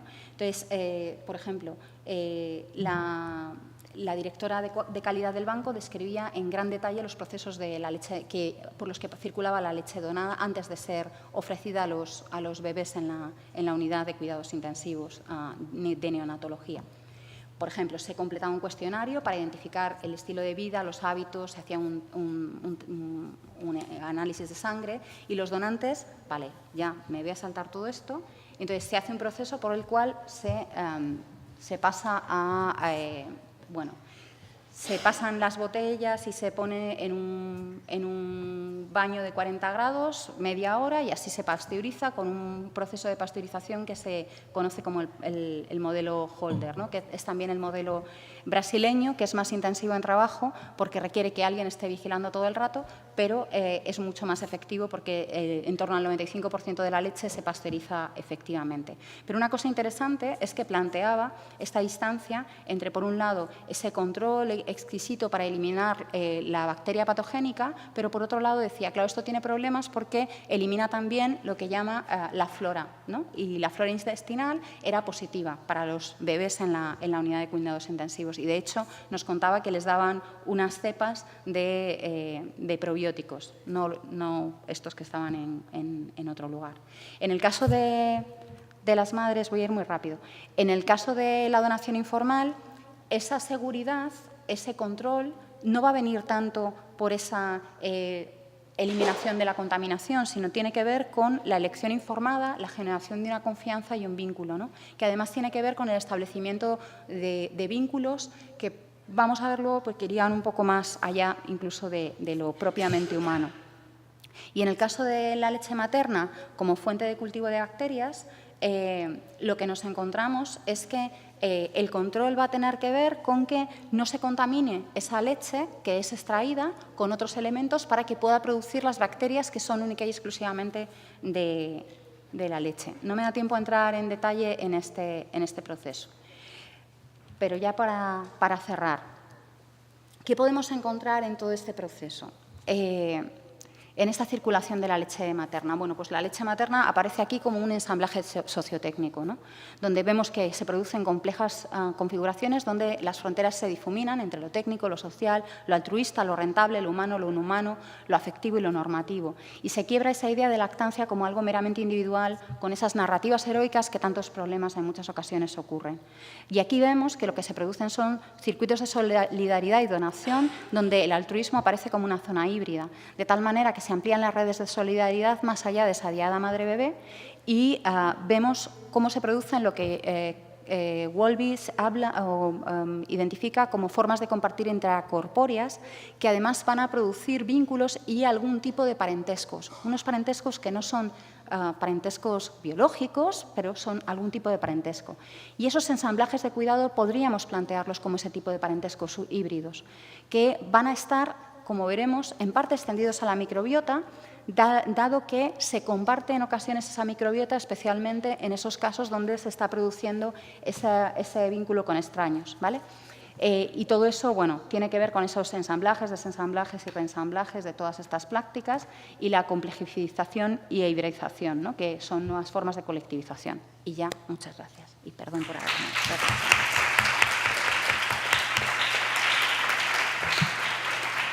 Muchísimas gracias.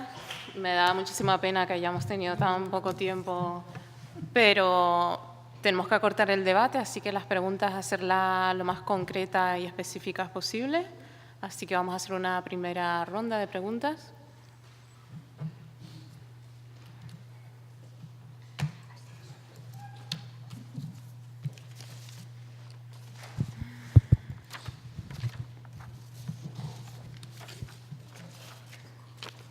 ¿Nadie se anima? Ah, mira, ahí hay. Hola, es una pregunta para Berta, ¿verdad? No, Nuria, perdona, que se me ha ido. Nuria, bueno, una pregunta, reflexión. Como estabais con la investigación todavía, bueno, en curso y hasta que salgan un poquito los resultados, la parte...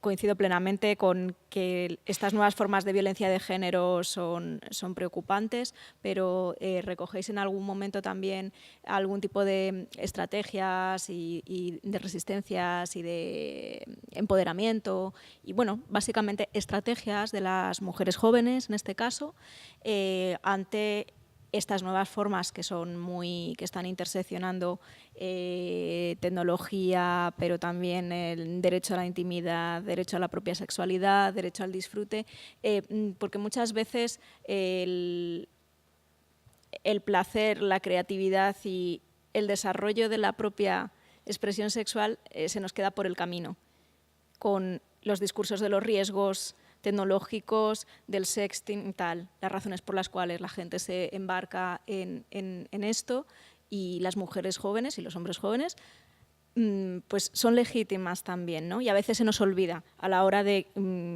luchar contra las violencias el que una de las formas de luchar contra ellas es reivindicar nuestro derecho a esa sexualidad placentera y, ¿no? y a quitar parte de ese peso, ¿no? Y bueno, ¿cómo lo manejabais? Como si habíais ya detectado en los análisis preliminares algunas estrategias o defensivas o resistivas. Gracias. Bueno, pues no sé si te... Perdón. Bueno, gracias a las tres, la verdad, me han gustado mucho las tres ponencias y yo tenía una pregunta para Eulalia. Aparte de decirte que por qué no están los embriones, los óvulos dentro del Sistema Nacional de Trasplantes, bueno, pues porque es un negocio privado que efectivamente destina y genera una gran cantidad de Producto Interior Bruto en este país, ¿no? Pero mi pregunta era si no sé si te has cuestionado o planteado al final... Sube la voz, por fin. Perdón, es que me pongo un poco nerviosa. Al final, ¿qué cuerpos son los que están legitimados para gestar y qué cuerpos son los que están legitimados para donar, ¿no? Porque al final me da la impresión de que dentro de la gestación por sustitución también se esconde a veces cierto blanqueamiento racial y no sé si... Vale, venga, otro intento. ¿Se me oye? ¿A este tono sí? Venga. ¿Qué cuerpos crees que son los que están al final legitimados para gestar y qué cuerpos serían los que están legitimados para donar? Porque sí que he leído alguna bibliografía que dice que en México existe cierto tema de blanqueamiento racial y con relación a la ascendencia social y me pregunto si aquí también se puede llegar a producir ese fenómeno, ¿no? Si conoces algo al respecto. Y luego para Nuria quería aprovechar y felicitarte, enhorabuena, pero me gustaría y me genera curiosidad el cómo afrontas la entrada a ese tipo de campo, ¿no? Porque yo he intentado hacer un intento fallido de etnografía para Oriol Romaní y de las 5 entradas e incursiones que hice a pasar la noche de botellón, en 3 me sentí violentada y en una acabé en una comisaría por un intento de violación. Entonces, al final, ¿cómo generáis y cómo afronta tu equipo ese mundo de controversias al que te enfrentas? Gracias.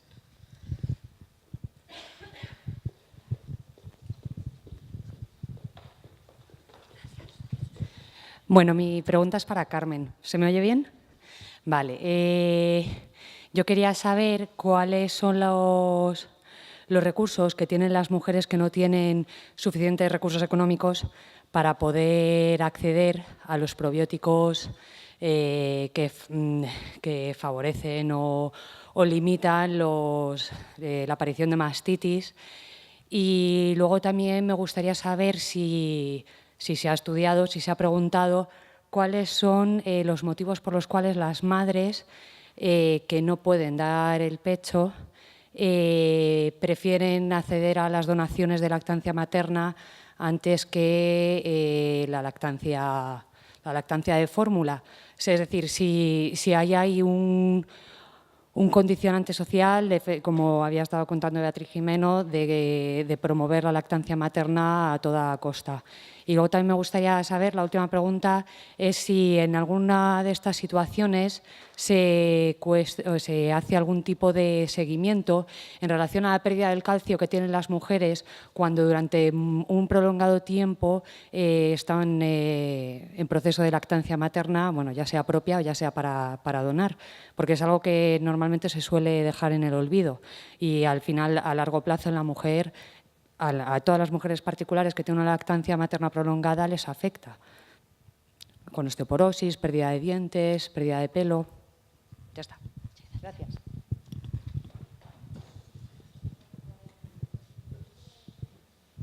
No sé cómo te llamas, pero Yulene.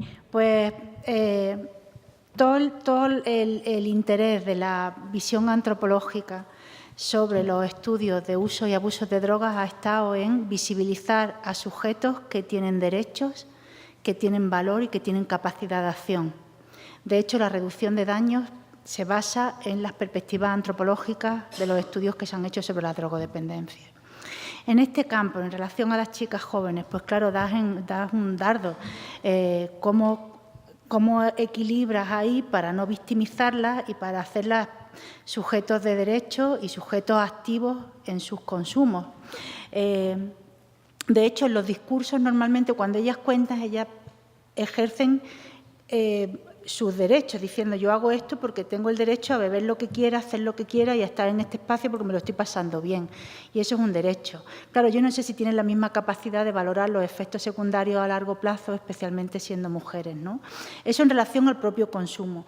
Pero luego en todo lo que tiene que ver en las vulnerabilidades asociadas, pues claro, yo no he visto muchas formas de resistencia. Todas dicen que la forma de resistencia es no separarse de las amigas, estar en grupos de mujeres y estar juntas cuando vuelven, cuando salen, cuando van al servicio, es decir, algo muy tradicional entre las mujeres, protegerse entre ellas, ¿no? En relación a la intervención pública, pues bueno, por el momento lo único que te puedo decir es que campaña que se hace, pata que se mete, para que veas la dificultad, pero pata gorda. Es decir, hubo una en Canadá, que yo la tengo recogida, que se veía a una chica que salía y bebía, y era una campaña interactiva del Gobierno de Canadá, en el cual lo que se trataba era de que las personas que rodeaban a las chicas actuaran antes de que ella tomara decisiones erróneas. Y eso hubo una campaña por change.org y tuvieron que quitarla, ¿no? Porque la imagen principal de la campaña era unas piernas de mujer atadas y decían, ella no quería hacerlo, pero no pudo decir que no porque había bebido. Entonces, esa una del Gobierno de Canadá. Luego, el Gobierno de España sacó una del Ministerio de Sanidad y lo mismo, duró 2 días. Era una chica y un chico y a las chicas se la relacionaba con violencia sexual y al chico con violencia física, con conflictos físicos, ¿no? Y hubo lo mismo, se levantó el movimiento feminista y hubo una campaña súper fuerte por todos los medios y se retiró, ¿no?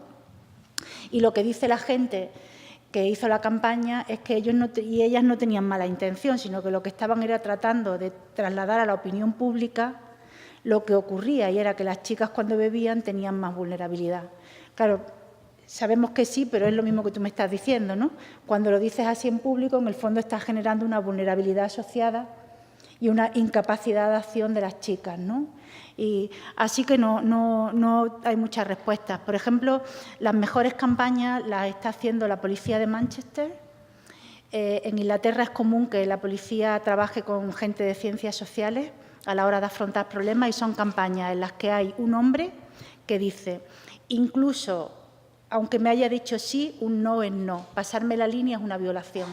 Si ella ha bebido, beber no es un crimen, violar sí que lo es, porque la situación es parecida en todos los países europeos y en algunos otros del mundo. Depende de la edad de inicio, se retrasa. Por ejemplo, en Estados Unidos el problema es un poco más tarde, porque tienen una edad de inicio permitida al consumo de alcohol más tardía y se traslada a la universidad, pero ha habido unos casos muy sonados de violaciones y de abusos y siempre está el tema del alcohol, ¿no? Así que, no sé, yo siempre quiero creer que las mujeres tenemos agencia y que las chicas adolescentes tienen agencia, pero también me da la sensación de que aquí hay un cambio muy fuerte en los roles de género, en la situación en la que se reproducen roles, estereotipos, sanciones y todo el sistema de género, y yo no sé si muchas veces las chicas valoran muchas de las situaciones en las que se ven y tienen la capacidad o las herramientas. Igual los chicos, ¿no? Si ellos mismos son capaces de darse cuenta hasta qué punto el alcohol ahí condiciona o no la situación en las relaciones o potencia alguna o ayuda a otras, ¿no? Lo que sí que sé es que el alcohol es una sustancia muy peligrosa. Mira que he trabajado en otros contextos de consumo de drogas y el alcohol es muy peligroso por los efectos que tiene, no por los efectos secundarios a largo plazo, que los tiene y muchos, ¿no? Y probablemente van a revertir o van a tener una influencia en la salud de las mujeres a largo plazo, sino en el manejo de los efectos, especialmente cuando tienes 13, 14 o 15 años, que es de la población que estamos hablando, ¿no? Así que no sé mucho más. Y en relación a lo que tú decías de acceso al trabajo de campo, pues nosotros, yo creo que es una estrategia que ya se ha utilizado en otros trabajos de campo. Hay gente joven, hay chicos, hay chicas, había alguna persona de colectivo LGTBI también participando con nosotros y tratamos de dividirnos. Yo cuando he ido, por ejemplo, al botellódromo, pues claro, no he tenido, porque estoy fuera por edad, no tengo problema, al contrario, lo que me miraban era como diciendo alguna madre que está buscando a...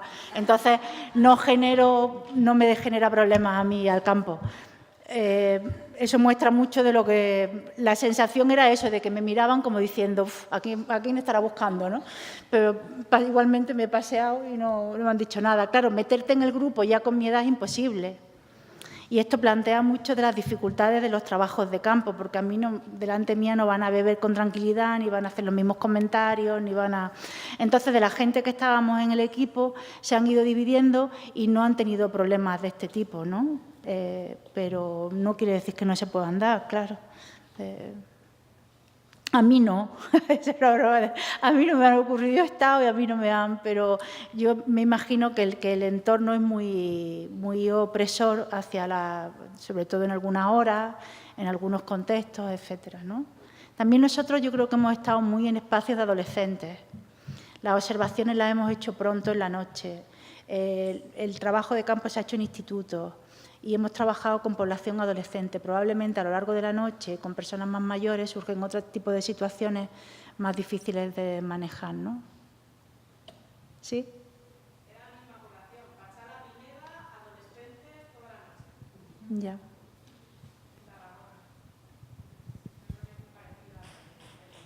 Ya. Es Tarragona.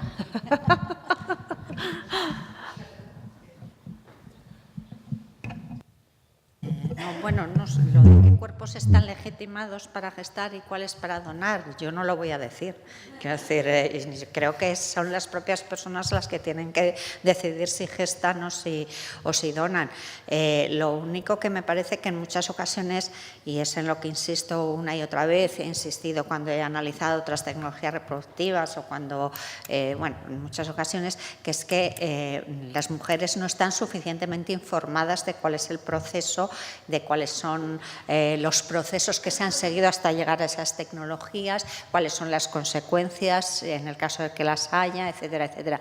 Pero una de las cosas que he aprendido a lo largo de muchos años de trabajar en estas cuestiones es que, desde luego, yo no le voy a decir a una mujer si tiene que someterse a una tecnología o no, o si debe o no someterse a una tecnología, porque yo no soy quien para decirle nada a nadie. Bueno, con respecto a lo que has planteado…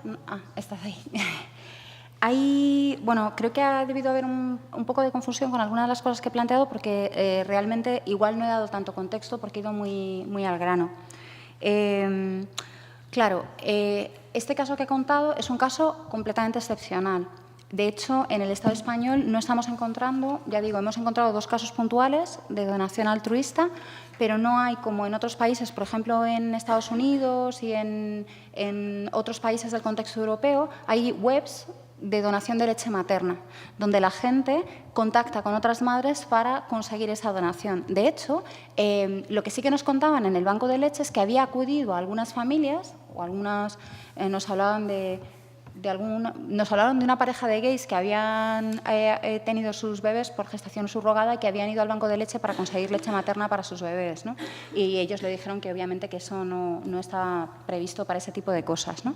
Pero ya digo, estos casos son casos puntuales que yo creo que por eso precisamente no pueden leerse en otra clave. En los estudios que hay en casos de donaciones altruistas en Estados Unidos, yo confieso que hay algunas cosas que me generan un poco de un cierto malestar, ¿no? En cierto tono que se producen, ¿no? Porque sí que hay como una especie de circulación también hay cadenas de venta de leche materna. Son 2 espacios diferenciados. Y eso es interesante porque hay espacios de donación que son altruistas, donde ponen en relación a donantes y a receptoras. Y luego después también hay otros casos en los que se produce venta. Venta no solamente para digamos, bebés, ¿no? Hay una venta en Internet de leche materna, por ejemplo, para culturistas, ¿no? Y para otra serie de cuestiones, ¿no? O sea, esto es bastante interesante. Pero nosotras no nos hemos encontrado esto aquí. Es, ya digo, situaciones puntuales que yo creo que están más vinculadas a todo ese marco tradicional de ese compartir la lactancia. Lo que pasa que en este caso se produce la separación y ya no se produce directamente en el pecho, ¿no? Creo que probablemente son prácticas que tengan más que ver con eso, ¿no? Me da la impresión. Cuando hablabas de las madres sin recursos sobre el acceso a los probióticos, primero, no han sido todavía reconocidos, por eso he ido muy rápido en ese punto y no lo he podido contar, no han sido reconocidos por la Agencia Europea del Medicamento como teniendo ningún tipo de resultado específico reconocido en torno a la mastitis, con lo cual se venden como un complemento alimentario. Otro caso, y de hecho hay bastante controversia a nivel escrito, aunque parece que también hay datos bastante interesantes sobre potencialidades, pero hay toda una controversia bastante importante en torno a si son efectivos, no son efectivos y qué cosas pueden utilizar, ¿no? También porque, no podría entrar ahí, pero tiene que ver con un cambio en el paradigma de entender tal como plantean, de entender cómo se entiende la mastitis. Generalmente la mastitis aguda aquí se ha vinculado con una bacteria patógena, fundamentalmente Staphylococcus aureus, que produce mastitis aguda, pero ellos están encontrando otro tipo de bacterias, pues epidermis, Staphylococcus epidermis y otro tipo de bacterias que en un crecimiento excepcional pueden producir lo que ellos llaman en este ámbito mastitis agudas, no solo agudas, sino subagudas o subclínicas. Y esto sería interesante, y bueno, hay toda una controversia, por ejemplo, con los que proveen los estándares de lactancia materna y cuidado de mastitis en Australia, porque el probiótico también se ha comercializado en Australia, donde cuestionan que ese tipo de terminología viene del ganado, y efectivamente viene del ganado, de la mastitis en el ganado.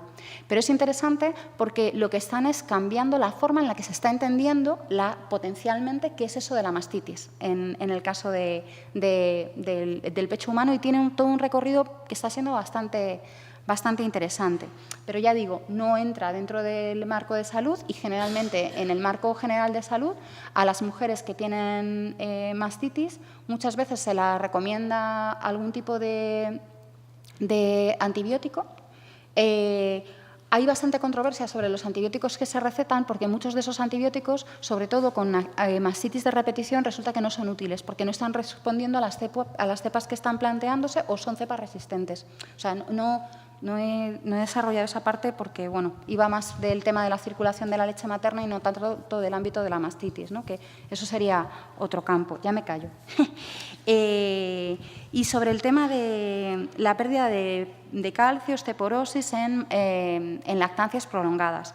Yo no soy médica, aunque he leído cuestiones sobre sobre lactancia en ámbitos más amplios, y lo que yo he leído es que hay estudios diferentes que están señalando cuestiones, entre otras cosas, que también las lactancias prolongadas, de hecho, generan protecciones en ocasiones con el tema de osteoporosis y en ocasiones con otros tipos de cuestiones, ¿no? O sea, hay controversia en cuanto a cuáles son los efectos de una lactancia prolongada. Sí que parece que tiene, por ejemplo, bastante que ver con evitar potenciales cánceres de mama en el futuro y otra serie de cuestiones que mantienen una mejor recuperación, pero de todas formas hay lecturas contradictorias, y en cualquier caso, ya digo, esto creo que hay mucho campo y mucho espacio todavía por estudiar en este campo. Creo que es algo que todavía está por descubrir. Y solo pongo un ejemplo que me llamó muchísimo la atención en la visita que hicimos pues con la que era la directora de calidad del Banco de Leche.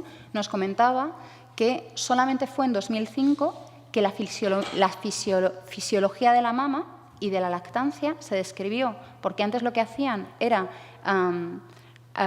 pensaban que tenían una especie de saco que acumulaba la leche y luego pues iba soltando, porque lo que habían hecho era inyectar post-mortem a cuerpos un líquido para ver cómo funcionaba y cómo eran los conductos, y lo que se había encontrado es que se producía ahí como una especie de bolsa, ¿no? Y esto no ocurre así. Entonces, lo que sí que es interesante es que si esto solo se describe en 2005, quiere decir que hay muy poco interés por cómo es el cuerpo de las mujeres y cómo funcionan los cuerpos de las mujeres, y de lo que sí que habla es de, pues eso, ¿no? De esa mirada androcéntrica que continúa no reconociendo, no sabiendo, no atendiendo cuáles son espacios, cuestiones que en este caso ocurren en los cuerpos de las mujeres, ¿no? O las personas que tienen, no mujeres necesariamente, sino personas que tienen capacidad de gestar, ¿no?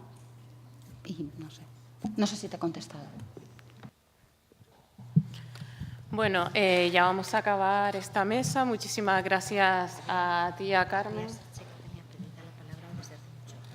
Vale, perdón. Es que breve, porque si no el siguiente ponente es que vamos retrasadas. Muchas gracias. Yo quería hablar sobre el tema de la violencia sexual que has estado hablando antes. Sí que hay campañas efectivas y respetuosas respecto a eso. Yo he participado en una recientemente, en las fiestas del Gorronal de Collado Villalba, te puedes informar, la campaña se llama Yo Respeto. Y recibimos un curso en la policía local que nos habilitó para tal fin. Pero perdona, ¿puedes decir las fiestas que no entendí? Las fiestas del Gorronal de Collado Villalba, Vale. que se llevó a cabo la campaña del Yo Respeto. Por un lado, un reducido grupo de la Asociación Feminista de Collado Villalba, las Malvas Locas, que llevábamos un brazalete y teníamos una línea móvil, repartimos flyers y pusimos carteles. 24 horas dábamos atención psicológica e información respecto a la ley a las víctimas de violencia sexista y estábamos muy visibilizadas, con lo cual fueron unas fiestas muy respetuosas. Por otro lado, los servicios sociales de la Mancomunidad de la Maliciosa también tenían un puesto fijo en las fiestas hasta las 12, 12 y media y también realizaban su parte, aunque no daban apoyo psicológico a las víctimas. Entonces yo creo que sí que hay campañas y se están habiendo campañas respetuosas contra la violencia sexista y efectivas, porque es más efectivo propagar el respeto. Perdona, si puedes ser más breve porque ya cierro. Ya está. Ya. No, que claro que van a empezar a surgir. Esto ha sido este año, ¿no? Claro, pero claro, empiezan a surgir pequeñas campañas en colectivos específicos o en lugares específicos porque la situación cada vez se hace más visible, ¿no? Y cada vez hay más sensibilidad social, pero yo que sepa a nivel de todo el Estado español, por los organismos que estaban poniendo, la última ha sido esta que os digo, que ha sido hace unos meses y no ha habido más. Empezarán a aparecer, ¿no? Y ojalá aparecieran muchas más, ¿no? Pero en Andalucía, por ejemplo, se ha hecho una intervención muy, muy bonita, pero enfocada al tema del amor romántico en los adolescentes. No toca el tema del consumo de alcohol, no toca el tema pero sí que toca el tema de la violencia y del amor romántico, ¿no? Y ese, por ejemplo, es otro tipo de acción que tiene interés y ha sido hecha por la Junta por parte de la gente que trabaja en violencia de género. Así que sí, claro que hay campañas, pero no una campaña a nivel nacional como el Gobierno de Canadá o como el Gobierno de España. Me imagino que saldrán pronto si se encuentra. Yo quería decir con el tema de las campañas que no es fácil unir alcohol, violencia, violencia sexual, violencia de género, vulnerabilidades en una sola campaña. Vale. Pues ya acabamos con esta mesa. Muchísimas gracias por venir. Vamos ahora rápidamente, 15 minutos, 10, 15 minutos, un café, porque ahora va a venir a presentaros la siguiente ponencia Josep Comeller. Qué pena de Balcaba. Tenía